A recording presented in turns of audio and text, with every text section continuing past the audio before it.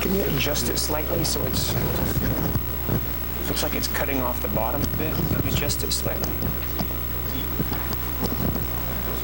I think maybe in the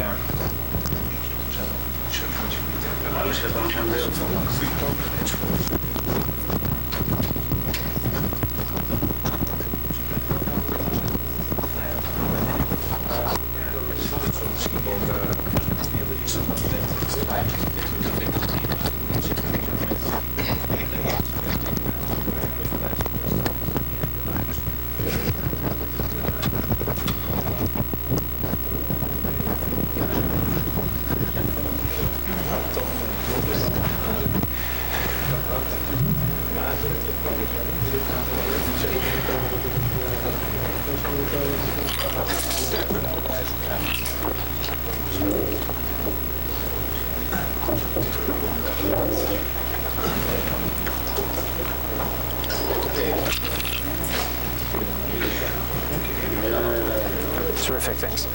Okay, hi, my name is Kenneth Geers. Sorry about the technical difficulties, but I think after lunch it's sometimes to be expected. I hope everybody is in the mood now to learn a little bit about Russia.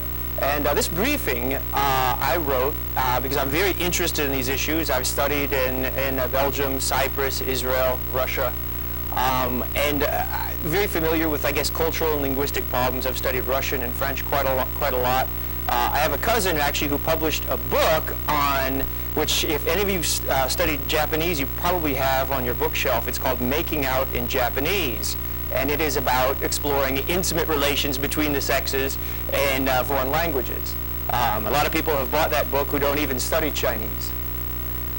Okay, we're going to look at Russia as a case study, but I'm also going to present some things that hopefully will allow you to carry your research or your investigations across international borders in other directions, such as Arab countries, China, India. We're going to look at Russia as a threat, sort of establish that it is a terrific place, but for various reasons, it may pose a threat to your networks today. Then we're going to turn the tables a little bit and look at Russia as a resource. If you're a cybernaut, you may want to know how to take advantage of the expertise, the coding savvy, the exploits that come from Russia, hacker group issues. You may want to take investigations back to Russia that require you to speak with Russian law enforcement.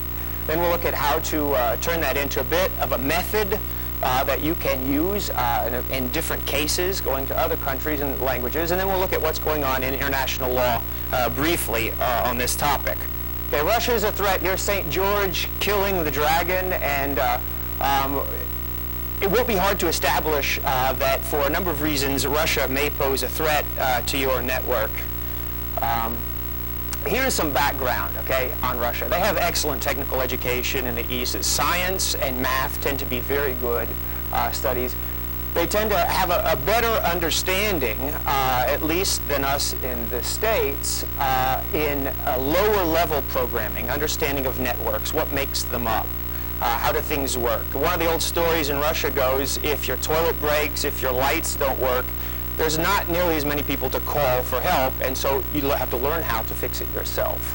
The 1980s, you know, they would take American software, just crack it.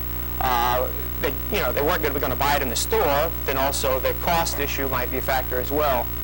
There's a lot of skilled people, too few jobs, other priorities. If you just look at the financial side, okay, Microsoft Office might cost you a bundle of money if you're a Russian.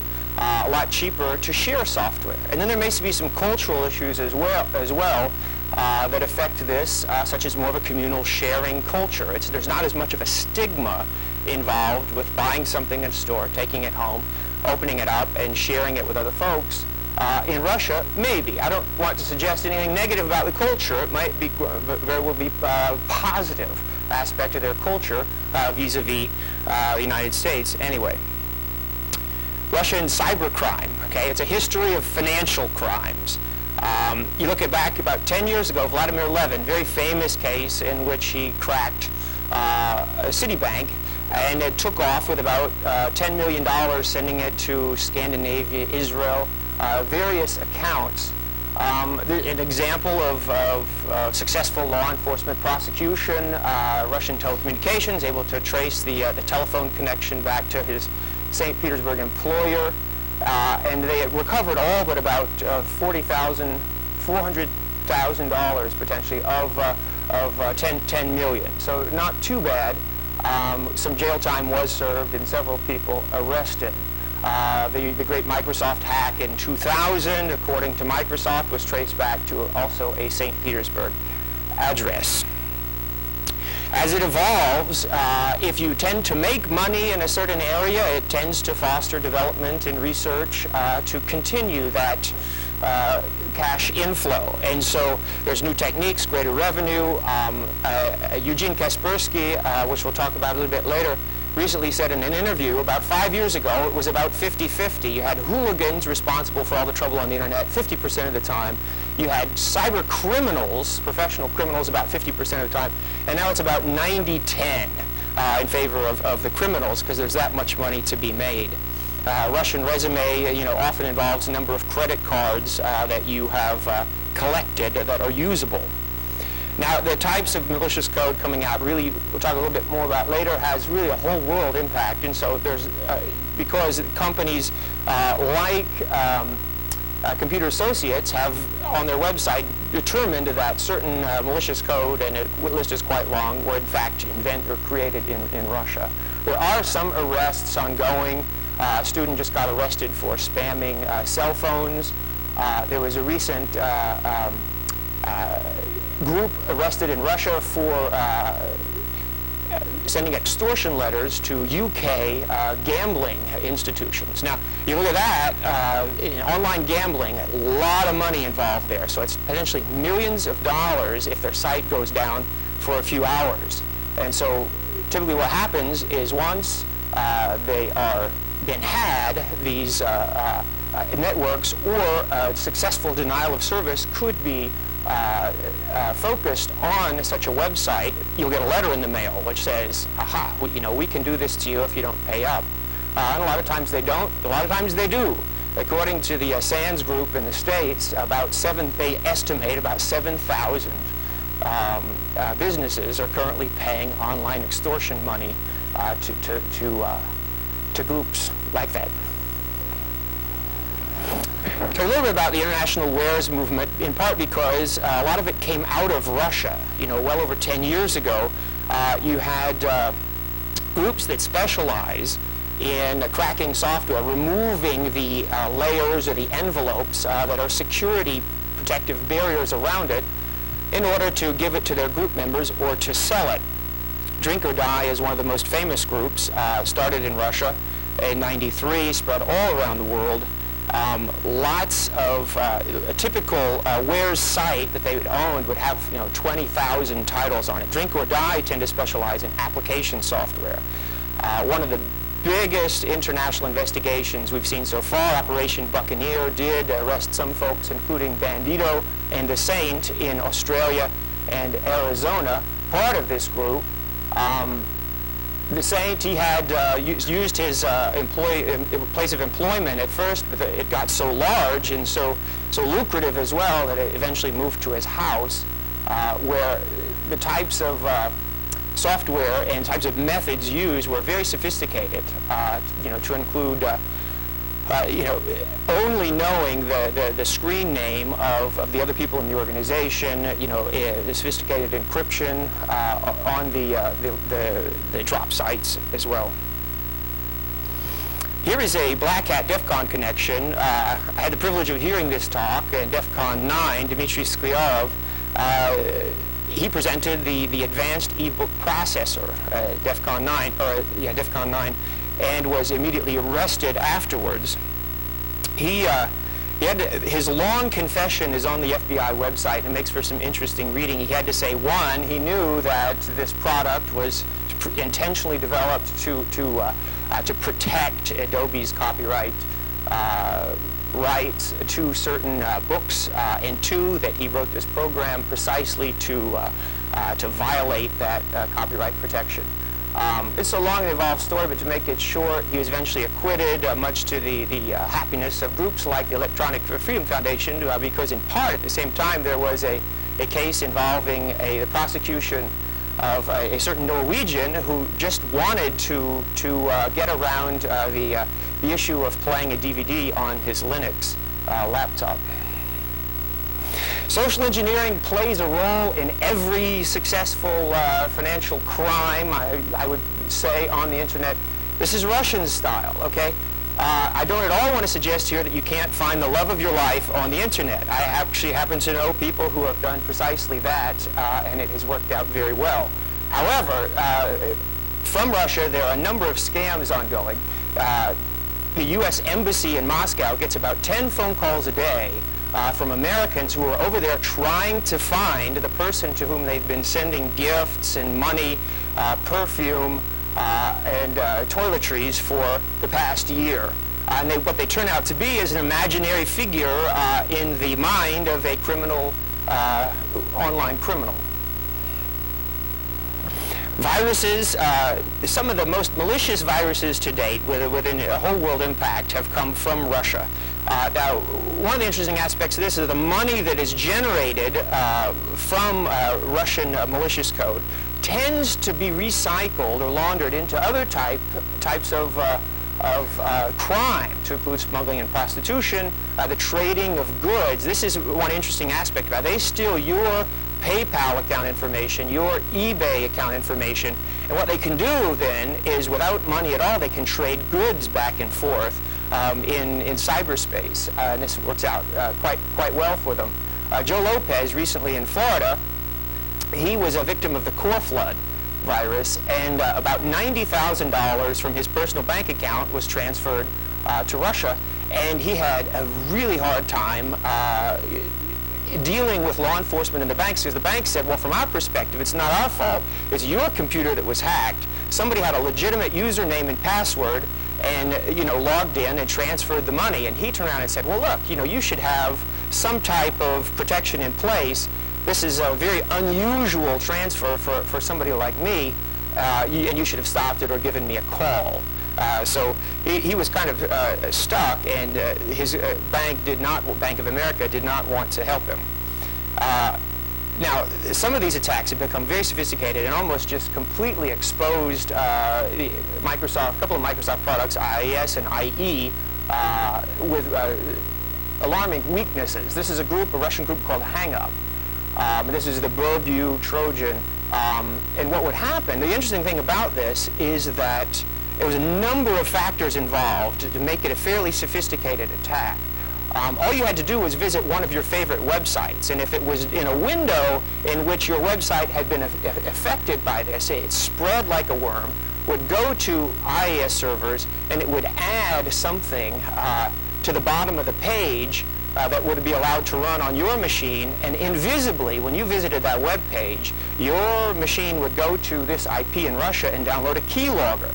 And this keylogger was looking for information related to your username and password, your accessing of eBay, PayPal, etc. And what they do, of course, what they do at that point is whatever they want to do, because they can impersonate you and spend money as if they were you. Just look for a second at where the hacktivism may come from Russia. Now, when international tensions rise, hacktivism tends to rise as well. We've seen this Israeli-Palestinian case. We've seen it with the U.S.-China over the EP3 incident, the bombing of the Chinese embassy in Belgrade. Here, over the Serbian war, you can see that the Russians, they were sending virus-infected email to NATO and to the Department of Defense and to the White House.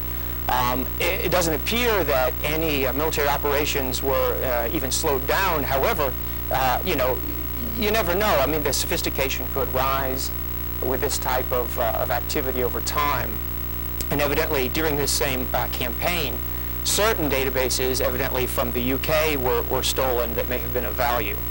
Okay, one last slide in the determination of Russia as a threat to your networks, and this is just some people in here may be responsible for military or government or corporate networks that house or contain information which is valuable. Now you have to consider the protection of that type of information, and so we'll just look at Robert Hansen for a second. Way back already 20 years ago, the mid-'80s equivalent of a modern bulletin board, BBS, he was exchanging encrypted messages with his Russian handlers about his activity. He was pushing for wireless encryption. He was giving away extremely highly classified information. I mean, the toll to the U.S. Intelligence community was hard to overestimate. Gave it away for about $1.5 million in cash and diamonds. Was able to do internal searches at the time on his name to see whether or not there was any open investigations on him.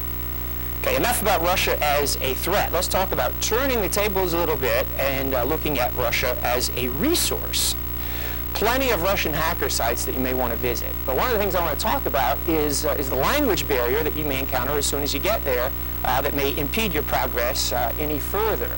These are some of the Russian hacker sites which you'll come across, and we'll look at how to look at this Russian stuff and translate it quickly for you so that it looks something you're more used to exploiting.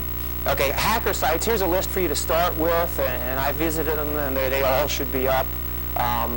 We're going to look at, let's see, it's cyberhack.ru and sort of dissect the site and try to learn from it. Here's a famous one, and this is probably a little bit equivalent to the Académie in France, but the Civil Hacker School. You're not going to need my help with this one because not only is it in English as well, it's in English before it's in Russian. So clearly it's an international clientele or student body that they're looking for. Гражданская школа хакеров, that means Civil Hacker School, not surprisingly. But you can explore this site at your leisure. Let's look at cyberhack.ru because this site is all in Russian. So I'll give you a little bit something to work with and tools to do so. You can see here the little red stop signs, and that's you're going to have to register in order to remove those, but I'll show you that. So, onward. Cyberhack.ru, here's the motto, and you'll see this every time the cyberhack.ru comes up in the literature, but кракеры, hackers, взлом, защита, программирование, исходники, халява, soft, and проги. Right? Here's the motto for the site. And so this are the various areas in which the site will be broken down and which you can delve further for research. Okay, here's a bit of a site map here. You see you got training, you have a news archive that you can go down into. You can sort it by popularity, you can sort it by most often downloaded. There's even a place where, just like sites you're used to, people will rate the articles. This is really a good one, this is not so good.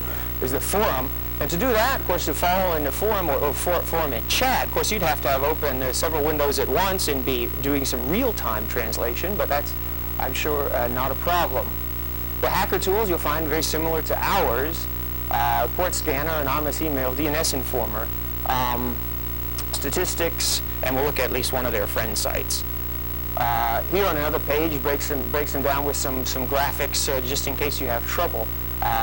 Introduce a couple other words. There's virology and intrusion that you can use as well. Here's the archive of sites, or I'm sorry, of articles that you can click on. And on the right side, you see the two little graphics. One is, to save it to your computer, and then on the right side is to email it to a friend. And you can see the number of times it's been read, and then just to the right of that, the popularity or how much value it was seen to have had in the eyes of its readers. Here's downloads, okay? You might find this interesting. We'll talk about this in just a second, but you may find things here that you haven't seen in the West, or you may compare the code of one tool to a tool that you have used in the past So this is potentially valuable to you. I mean, here's a site for Trojans. You collect Trojans, you may want to look here and see how they compare. Here's the top 10 downloads, and only one of these was on Insecure's top 75. And I can't promise you, obviously, that some of these tools you'll find on the site aren't just renamed the same tools. However, I'm pretty sure, just looking it over, that you'll find a number of things here that you wouldn't find in the West. Discussion forums, here's how they break down, okay? How do I hack? How do I defend? Social engineering topics.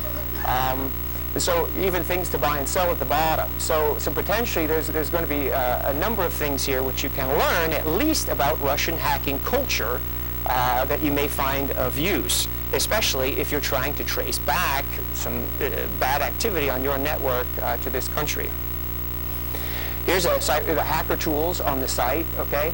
Now, what I did here was just scanned the Kremlin's IP or the web server, and you know, it's kind of neat to take somebody else's tool, right, another part of the world, and use it on one of their sites, because you know that also creates sort of a layer between you. But then you know, you potentially get, one, maybe better information, but two, it's somebody else in their own country scanning them. So here you can, here's the scanner, a TCP scanner at the top. So I entered kremlin.ru, and it came back, okay, port 80's open. And then here there's even a little word of the day for you. Старший брат всегда смотрит за тобой, не забывай это. So Big Brother's always watching, don't forget. And a lot of this is just going to look, you know, stuff you've seen before in Geek Tools and other sites like that. You get a DNS informer on the right. In case you have any questions about the site, don't email me, but email these two guys, right, who administer the site. If you look at the top, it's just saying that about this project. This project was created with the goal bringing hackers together, sharing tools, the latest information, discussion forums between network professionals, that sort of thing. Here's just one of their friend sites, which I checked out, which you may find interesting if you're a coder. It looks like there's a whole lot of good information here. It's a big site, and if you're interested, this will give you a place to go look through some other code to see how it compares with something that you may be working on here, because there is a lot of understanding of programming within Russia that you could potentially tap into. Okay, now that I've given you some Russian stuff to look at and a number of links, I obviously have to help you out with translating that, or it's not going to be much good to you. So here is some free translation services, which you can click on these links to get to quickly, and they're not too bad. The ones that were obviously bad sites I didn't include in the presentation. The bottom one, for instance, is kind of good because there's so many different languages on it. I mean, if you're a French or German or Chinese speaker, you may be able to find here that you can go, say, from Russian to French, especially without having to have English as a hot point. There's one Russian page here, and then one on the next page. Here's some commercial sites in which these are for-cost software packages, but at least Babylon.com has it download for a free 30-day trial. So potentially, if you're working on a project and just need to download something for a period of time, that'd be a good one to try. The Russian sites really aren't bad. It's pretty good. It's fairly intuitive to use them. Language Weaver has won some awards, but prices aren't mentioned, so I think it's probably expensive. Just a note on software and translation, you might see these come up, but natural language processing is essentially trying to take languages, such as English and Russian, and bring them into the software world. And it really encompasses a whole range of activities, from voice to data streams, to machine translation, which is of interest to us here. That's taking one natural language and translating it to another. And it's gotten a lot better over the years, and it's not just word-to-word translation anymore, but now it considers the grammatical structure and takes idioms into account. And of course, the database that it can work from can be very much larger now. So the quality is not too bad. Okay, here is smashing the stack for fun and profit. Now, just for a little exercise, and this is not easy and it's a free tool that we're going to use, but let's take it to Russian and then back to English and see what we get. Here's the Russian version of smashing the stack. And you'll find that that will be sort of a level degraded, right? So we're already going to take something that's degraded and bring it back to English. And here's what we get. And I've tried to highlight some of the obvious differences between the two. But one of the first things to watch out for is that the title and even the author might be different than you may expect if you're searching on that. Okay, to break stack for fun of the profit. So it's going to be a little bit challenging sometimes to even associate it with the right name. Now, C programming, that's what it started out to be. And you have to understand, when you went into Russian, they don't have a C like we have a C, because they've got a whole different alphabet. So it turned out to be Che programming, right? That was the closest thing they had to C. Well, when it comes back, Che is actually kind of closer to H, maybe, if you're coming in the other direction. So it's sort of a inconvenient circle. But you get H programming. Some of the things really aren't too bad. Like at the bottom was particularly good. You see, I think it's memory leakage, precedence loss, and overrun screw. So you get leakage of memory, lossage precedence, and the screw of overrun, which is really not that bad. One of the funnier aspects is declared auto at the end of an array comes back at the end of the automobile. So that sort of thing you have to watch out for. But really, it's not too bad. We gave it a tough task. This type of machine translation, though, is always going to be eyeballed by someone, though, to verify how good it is. Now, bear in mind, whenever you do this kind of research, there are Russian tools available to you that either software packages or, for starters, the alphabet. So if you want to type in things, one of the things you can do, which you may not necessarily have thought of, is if you find a word that's in Chinese or Korean or Arabic, then you know what it means. You can just cut it and paste it into a search engine like Google, and it will give you the right results. But in case you want to type in certain words, it's relatively easy in Windows now. The Mac was a little bit more of a challenge for Cyrillic currently. Okay, let's look at turning this into a method so you can take it in other directions. Okay, I had to develop something in order to, for a little memory aid, and somehow to alpha it into T's. So you got to know something about the country, the tribe, right, that you want to either target or to learn from their resources. You got to know something about the country. You got to know something about the internet infrastructure, the telecommunications infrastructure, how sophisticated or unsophisticated it might be. Techniques, so a lot of that, we've kind of looked at, you learn from the news and examining what you've seen from the past. And then translation is essentially leveling the playing field, because certain languages they're going to be able to understand English, say, but the English speaker or what have you cannot go the other direction. So that's a real advantage that maybe Russian or Chinese information operations types have, right? They've studied your language, and so they can move back and forth between the two fairly easily. But the other direction can be much harder. Okay, so one slide on Russia, and all I'm going to say here is that you have to know a little bit about something about the country that you want to investigate. I mean, Russia, in 12th century, they kicked the Mongols out. 17th century, right, they take Siberia. 1917, the Communist Revolution, all up to 1991, to the splintering of the Soviet Union, to all these various republics, and know that Russia, even itself, has 49 oblasts, 21 republics, 2 independent cities, 1 independent Jewish autonomous republic. So it's very federalized, and I'll show you a slide on that. But you're going to have to deal with some strange entities potentially if you can resolve the attack back to that level of resolution or granularity. Okay, now the little slide, the little map at the bottom is what you're probably used to seeing as a map, political map, when you think about understanding a country. But the larger map is more interesting to us currently. And this is the most basic telecommunications infrastructure map. Уровень развития интернета. So that's the level of development of the internet.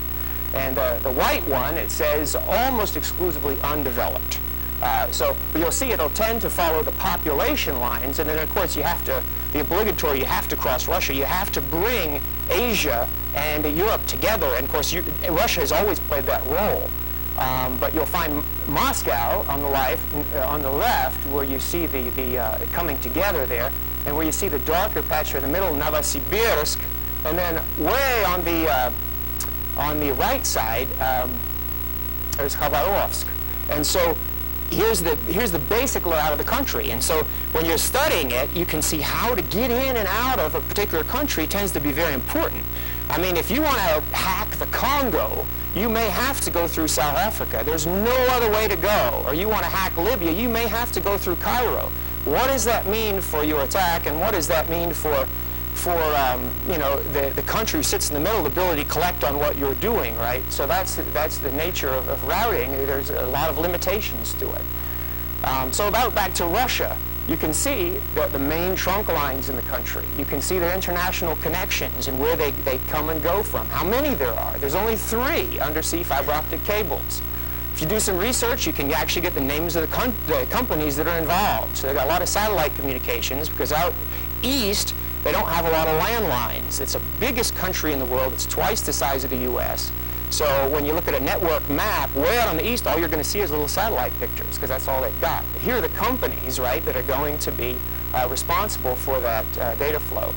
The international country code is 7. So here you can see also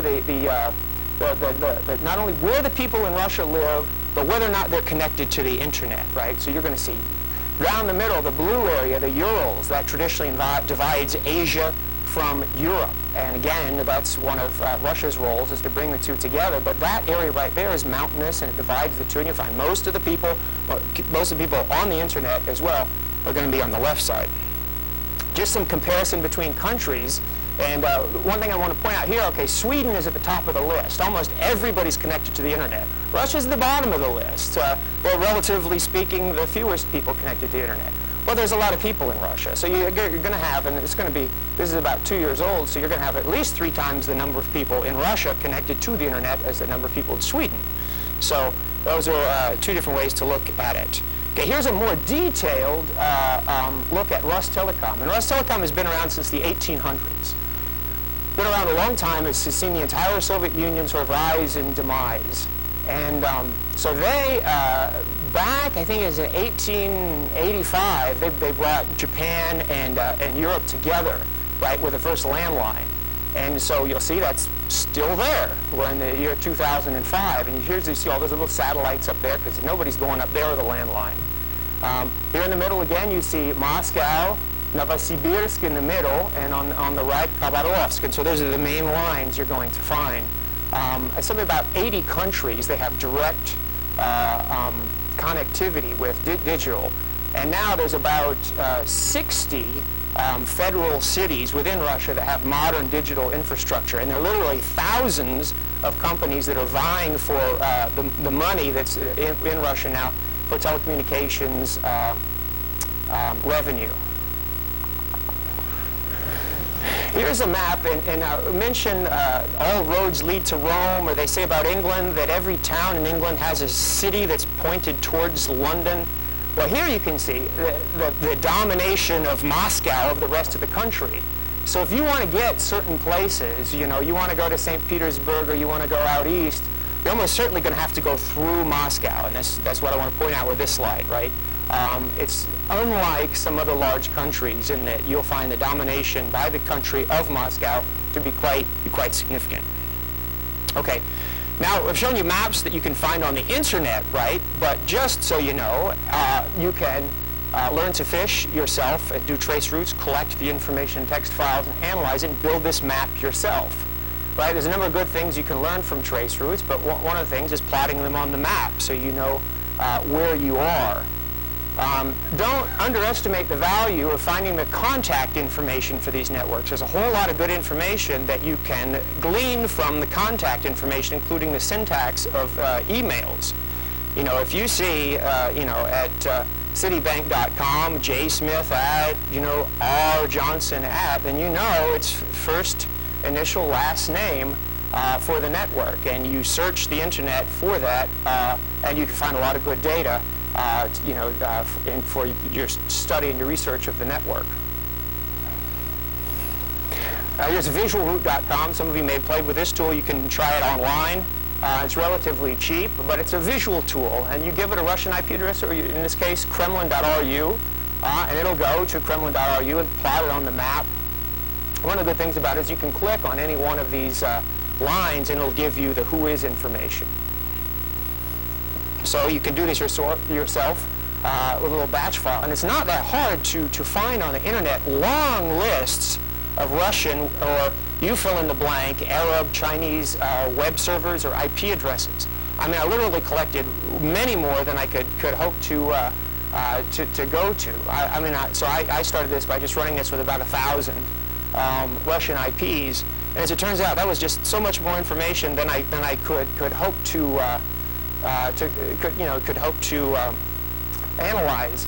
As you probably know, Unix tools are much better in analyzing large blocks of text than Windows tools. So, you know, the commands sort of find and remove and sort by most frequent, sort by IP, or better done in Unix. Here's a little traceroute map, and again, this is just scratching the surface here. You know, but you start in New York, you can walk your way to places as remote as Kaliningrad, which, if you don't know that place, it's a little part of Russia that's stuck between the Baltic countries and Poland. You can go all the way to Sakhalin in the east, or Arkhangelsk in the north. So you can follow, you know, and you can, with some of these tools, determine what types of information you're going to get back from the traceroute.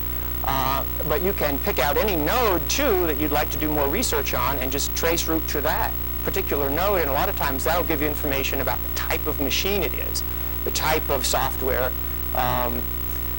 who owns it, and that sort of thing. So it's possible to not only go to your final destination, but to learn a lot of information about each stop along the way.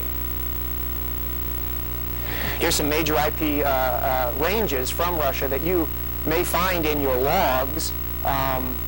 There's Rus Telecom there in the middle at 195. 62 and 65 are also Russian IP ranges. But these are the biggest ones that I could find on the internet. You find Moscow State University there in the middle. There's a lot of places you could go, and you may know this if you're responsible for networks and keeping bad activity out of them, but there's a lot of resources on the internet that you could go to, you know, to, say, block some traffic at your border router. Here is Bob's Blacklist. It's funny, spamcop.net has no Russian IPs listed, although if you search for articles about spam, almost invariably they're going to complain about Russia. Now, this is another thing that Eugene Kaspersky has issue with. He thinks that Russia is sort of the scapegoat for a whole lot of network activity that it's not really responsible for. Statistics. US is the spammer number. There you go. US is the biggest problem.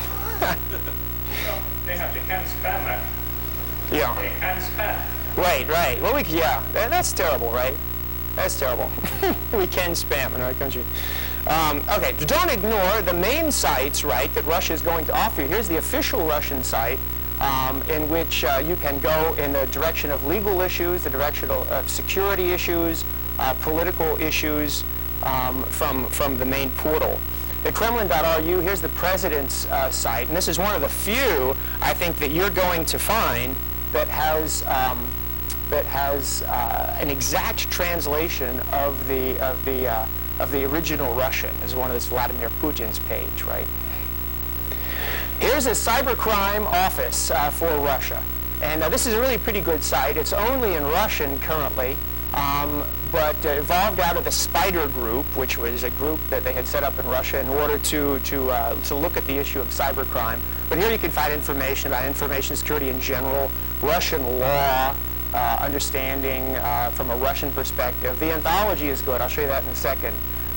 Computer criminals, the units responsible for it. Here's the big Russian collection engine for the whole country. It's responsible for keeping the country secure, and it's called SORM. I have a library of stuff to read and a forum. So this is pretty good. And I emailed this address, and I'll show you the results I got back from it just in a second. Here's one layer down, and within the articles you can read from the Russian perspective, you know, all the various topics within the field, potentially, you know, you can learn something from. Here's the Russian, for instance, if you want to trace an investigation back, here are the official definitions for card, or, you know, a credit card abuser, a phreaker and a cracker, right, that you may have to explore if you want to interface with Russian law enforcement. Here's a kind of a neat site, on a page on the site, and this is cybercrime statistics in Russia all the way back to 1982, and I read the 82 page, and unfortunately it's a little bit short on some issues, but it talked about basically about how there being a weakness in some of their coding and the distribution of money around the country, and that people had abused this in order to allocate themselves more money than they were supposed to get, and this went from like 82 to 84. So I emailed that address, right, on the cybercrime site, and here I got back an email from this guy. This guy is in charge of the whole operation. A very nice email, I'll show you in a second. But again, as you'd expect in Russia, with somebody of his position, somebody with very stellar academic credentials, a PhD, over 40 publications, and here you can look at them all. Here's his email address, and seems like a good guy. So I emailed him, and he emails me back, you know, and answers, you know, I send him some questions over, right? So, you know, so I asked him, you know, do you receive a lot of requests from the West? Do you have problems working with the West? Do you have a common format that you like to use in sharing data? Is Russia worried about losing its national sovereignty? You know, there's the sovereignty issues, which we'll discuss in a second, between data sharing. There's a whole lot of fear between countries in sharing this type of information, because you don't want to expose yourself, right? You don't want to open that data to abuse by a foreign country. So he answered all the questions. He just asked, and he said, you can email me, just it helps me a lot. And I did this, you know, not only send your question in Russian if you can, but we like to have it in the original language so we can see exactly what you want to ask us to give you the most appropriate answer back. But here's some questions, and I developed a really long list, and this is just a few of them. But questions that you may want to develop for your language if you specialize in Arab countries or Chinese language, say. You're going to need some basic questions, you know, to whom should I direct questions on information assurance? You know, does this pose a threat to me personally, or the systems that I'm running? You know, questions about network diagrams, etc. And I'll move on. Here's the cyber police offices in Russia. There's a list of them, and these are the only ones listed. According to our friend who emailed, he said they have 89, but this is the full number that's on the site, on the breakdown. But again, when you're dealing with Russia, you may not know, but I mean, it's very federalized. So you've got republics, krais, oblasts, and autonomous okrug. So you've got a million different entities potentially that you may be dealing with. But all of these, I didn't include them, but they have contact. They've got telephone, fax, email, and website information for each of them. And those are some of their logos. Here's a page, ccmostwanted.com.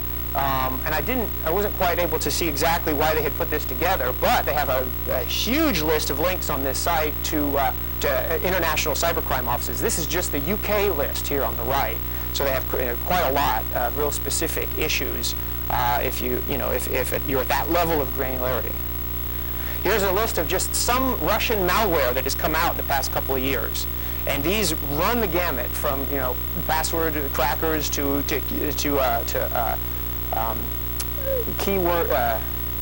keystroke loggers, antivirus killers, on down. And so there's a lot of good stuff to study, essentially, from this country. These are identified by Computer Associates as all having been written in Russia. Kaspersky Labs. I mentioned Eugene earlier, and this guy is very interesting. He's been, according to his own bio, but he said he's been studying viruses since 1989, in which when he was a Soviet military researcher and had the Cascade virus on his home computer. And so this company is highly regarded for its products. I think one of the only issues is, well, they're from Russia. But as far as how the software works and its ability to update itself hourly and be accurate with antivirus signatures, gets straight A's. Here's a site for anti-spam in case you get spam from Russia and you resolve it back there. You can plug it in here, and this is also a potential resource, you know, in order to inform them of that your problem. Antispam.ru. Last, just want to close this section. Here's just with a couple of slides, and here's something you may want to put together for your language of interest. And I have a much longer list that I'll send to Black Hat to put on the website. But here's just some words that may be useful to you. You need to develop this this list for your own investigation or research. But again, some of this you'll just have to know. Otherwise, when you come across it, you won't know. Here's some cyber news sites within Russia. Yeah, these are all Russian. So if you grab one of those Russian words and stick it into the search engine, like your specialty is viruses, you could just grab that off the list, plug it in here, and it brings back, you know, a set of articles. Then you could send them through the translator in order to get an English version. So it really doesn't take that long to be able to do something like this. So I'll give you one word just in these languages to lead you in other directions, but you could cut and paste it into your various search engines. Okay, let's just look at international law just for a second and see where it stands on this subject. In short, it falls well short of where it needs to be. And in part, it's because you can imagine the fear of data abuse or loss of national sovereignty. Extradition is an issue. Nobody likes extradition. There's a lot of sentiment. You don't want to give up one of your citizens to some other country, right? And so what some companies have resorted to, Microsoft, evidently somebody has collected a bounty on one of the Microsoft hacks, but you know they're not going to publish the details. Valve, when Half-Life 2 was stolen, before it was released, they actually tapped their fan base and said, "Can you help us out?" And they did, and the guy was arrested. So in this case, they had enough of a loyal following in order to actually put handcuffs on somebody.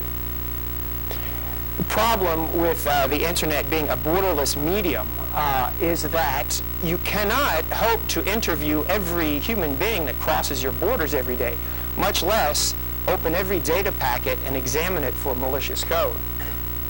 There's a high level of anonymity on the web, and as you know, if you have traced back investigations overseas, you know, you got an IP from Cairo, right?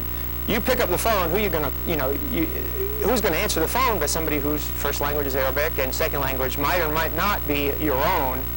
They've got to have the logs, they've got to have the expertise, they've got to have the authority, they've got to have the willingness to work with you. By the time all that's cut through, miracle, you know, it goes back to a third country, and by that time, forget it. There's a scarcity of good log data, and so the extraterritoriality issue is involves like remote search and seizure of sites. If you have a hack from a foreign country and you'd like to go back and collect evidence, you have to go through that country. You can't go to somebody else's territory and take that information. Unless you're the FBI, right? In the year 2000, there was a number of hacks that had been identified coming from Russia, and they failed to get the level of cooperation that they were seeking. So what did they do? They figured out through their research who these guys were, and they invited them to Seattle, Washington for a job interview for a front company. And they said, "Hey, why don't you sit down and show us your skills?" Which they proceeded to do, and they, of course, sniffed everything. And as soon as they were done with the interview, they put handcuffs on them and sent them to jail. Now, you may know something about this case. It ended a lot like the Adobe case, and you know, in which you know the guys eventually get off. But it was a beautiful example of an extraterritorial seizure, remote search and seizure of data, which, of course, Russia turns around and they sue the United States for hacking into their systems, for illegally taking their data.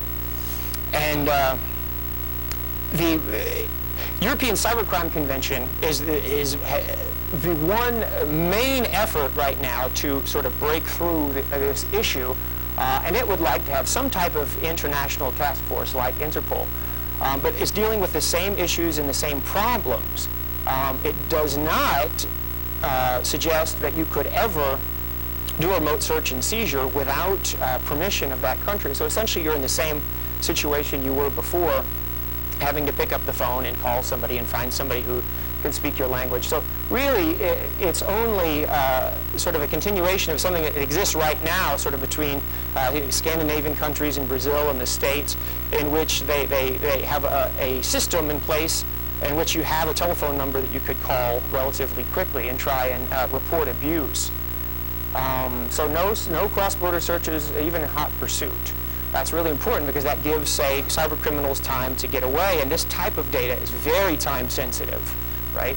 And then universal consent, there's no way you could hope that every country in the world would sign up to this. So essentially, if you had half the world that was in the system and half the world out of it, you know, a cyber criminal would still have half the world to route their traffic through, which would be a safe haven from law enforcement. Now, so I'll leave you with some philosophy here on remote search and seizure. Essentially, there's a number of ways in which countries maintain access to or keep track of what's going on in other countries. I was just reading newspapers, talking to people, you know, asking their embassy, you know, folks what's going on. Now it's reading everything that's on a web server, whether it was meant to be viewed or not. So really, you know, how is remote search and seizure of digital evidence that different from, say, commercial satellite imagery, which nobody really complains too much about, right? I would suggest that it'd be a lot closer to taking a picture from a ship or from a satellite than it would be to a law enforcement invasion of that country, because of the nature of volatile digital information that you know, may be on a network or on a web server just for a period of time and disappear. The future, I'm suggesting that there's probably three things you need if you want to get involved in international investigations or research on an international level. You know, you're going to have to have the ability to do it, the legal authority to do it one way or another. Now, with remote search and seizure, it may be by default it's accepted in the courts because the only alternative is so cumbersome. But the issue of territorial sovereignty there is very important, especially when it involves your own data, not so much when it involves some other country's data. And lastly, the willingness to cooperate. And this is kind of funny. That's what this briefing is about, the language and cultural and political barriers between you know, two geographically separated countries.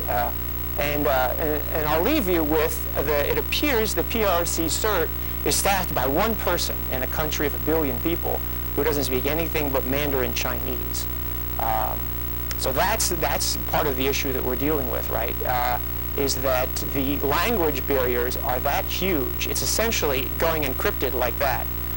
You know, if you're a Russian, a Dutch speaker, a Chinese speaker, and you're in a room with English speakers, you can turn off the ability to understand very quickly, and it's difficult to overcome.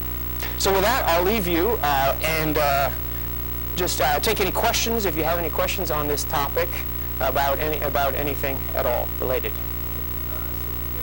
What's your view on just who's winning in the war, in the cybercrime, currently? Yeah, I think currently the attackers are winning. The number of arrests are really few and far between. They're really token arrests. And you'll find even the arrests that have taken place, people have gotten off. Like with the Dmitry Sklyarov, you know, I mean, he had, you know, folks the world over saw him as a Robin Hood type figure, right? And in which, you know, like Microsoft doesn't have a great reputation, right? It's more or less the evil empire. I mean, if you bought the latest Microsoft application, you cracked it at home and you gave it out to your friends, I mean, do you think in the press that would play positively or negatively? Positively, right? Part of the problem lies in a company that is legit and comes up with a good product and would like to sell it somewhere. Now, the product with the whole international wares movement is essentially makes that a lot harder to do. If you're you know, an innovative person who wants to write something and sell it and potentially have some copyright and make money on it, very hard to do because it would just cripple your ability to sell in many markets, especially within, most software applications can be cracked and distributed in 24 hours. A lot of them get cracked and distributed before they're even available in any market because somebody on the inside of the company has given a version out to friends and it sort of proliferates on the web after it's been cracked. So who do I think is winning? I think probably law enforcement is way, way behind the curve. Other questions? Anything? Yeah. Yeah, how organized is Telecom? I haven't actually come up with an FTL, for instance, and what are the size? Are the groups small, big? Yeah, that is a good question. I read for the Wares movement, for instance, a good article I found on it said that there's probably 8 to 10 groups that are the release groups, that are the real sophisticated, who have the ability to get an advanced copy, to break through all the protections, to test it, to repackage it and put it out. And those probably aren't that large, but they're very sophisticated in nature. I mean, you need to encrypt that stuff. You need to make sure, you see a lot of cyber criminals. It's funny. They'll send an extortion letter through Hotmail, and they get busted pretty quickly because they're so dumb that they don't even know that they're giving up their IP through Hotmail, right? But some of these groups, like Drinkerguy type, at that level, you'll find they're really quite good, but there might not be that many. Now, according to this article I said, there's about probably 8 to 10 of the release groups in the Wares movement that are at the top of the food chain. But with that interview by Eugene Kaspersky, he said that it is definitely moving. I mean, he said 5 or 10 years ago it was a hooliganism, but now, I mean, there's so much money to be made. That you'll find it's the increasing criminalization, potentially hundreds and thousands of people sending Nigerian scam emails to your inbox because there are a number of people who actually respond, and who actually send money. It's hard to believe, but it's true. There's a lot of older folks that will be easily taken in by social engineering aimed at them. It's a charity cause, or it's a chain letter. They get a letter in the mail that says, you better forward this on to 10 people. Something bad is going to happen to you tonight. There are people who say, holy cow, I better forward this thing on. So there's a lot. There's a lot of cybercrime going on. I think it's only increasing. Other questions? None? Okay, thanks a lot for your time. I really appreciate it.